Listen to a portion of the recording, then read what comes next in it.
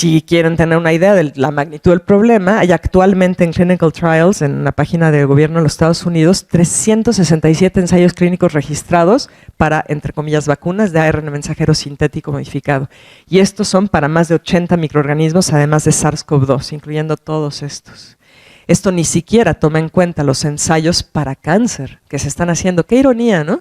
Usar esta plataforma de ARN mensajero sintético como una vacuna contra cáncer. O sea, si Kafka estuviera aquí, vaya, no sé, ¿no? Escribiría una novela inmediatamente.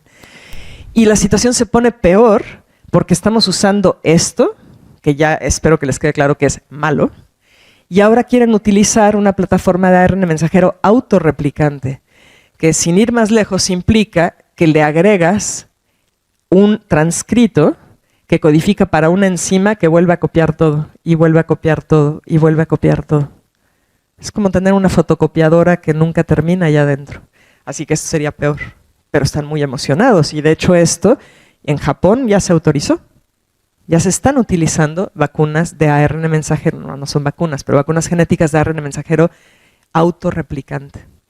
¿Quién más lo utiliza? Bueno, esto ya está siendo utilizado desde el 2018 en animales de consumo. Por ejemplo, en algunos países, en Chile no lo sé.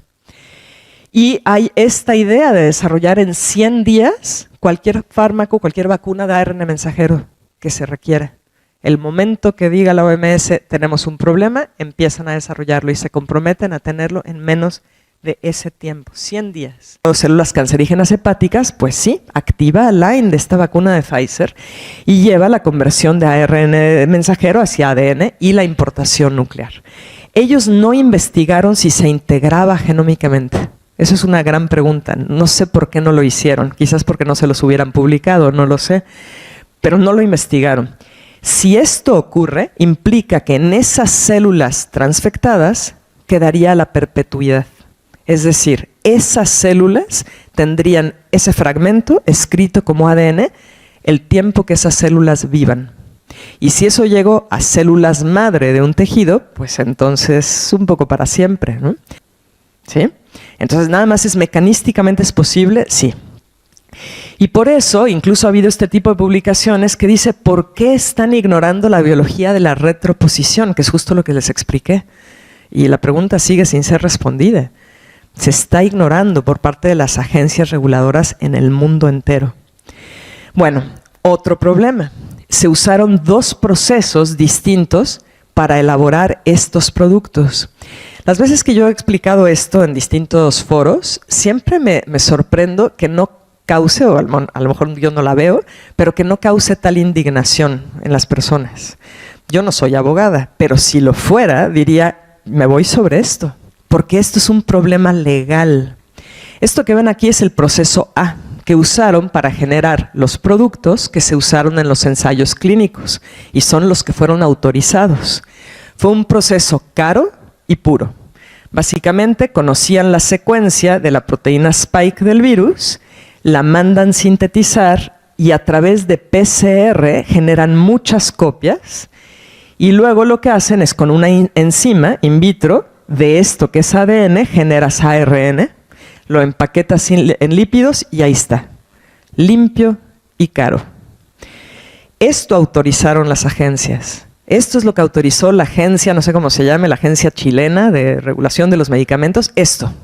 Pero esto no fue lo que usaron para dárselo al resto de la población. ¿Ven mi punto de por qué es un asunto legal fuerte? ¿Qué hicieron? El proceso barato y no limpio. Tenían ellos la secuencia, ya la conocían, y lo que hicieron fue en ADN insertarla en un plásmido. Un plásmido es ADN circular, muy comúnmente utilizado para transformar células.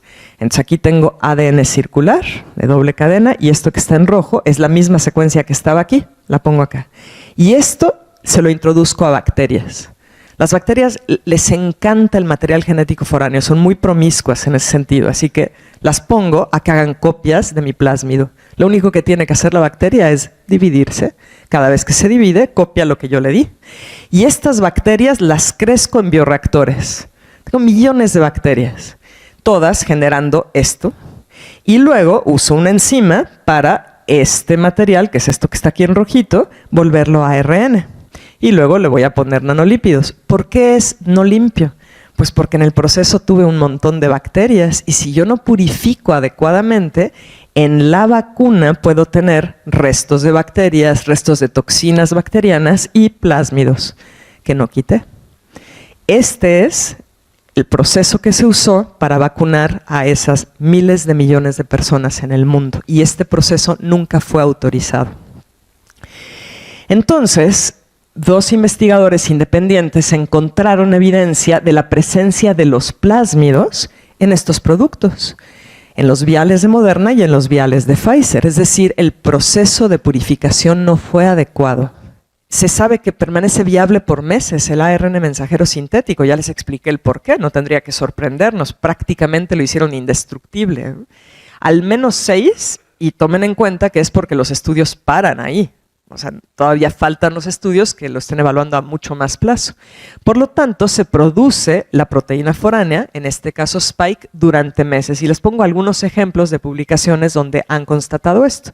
Y aclaro que cualquiera que quiera todas las publicaciones que he estado mencionando, con gusto se los paso, ¿no? Toda esa es información que me parece importante que tengan.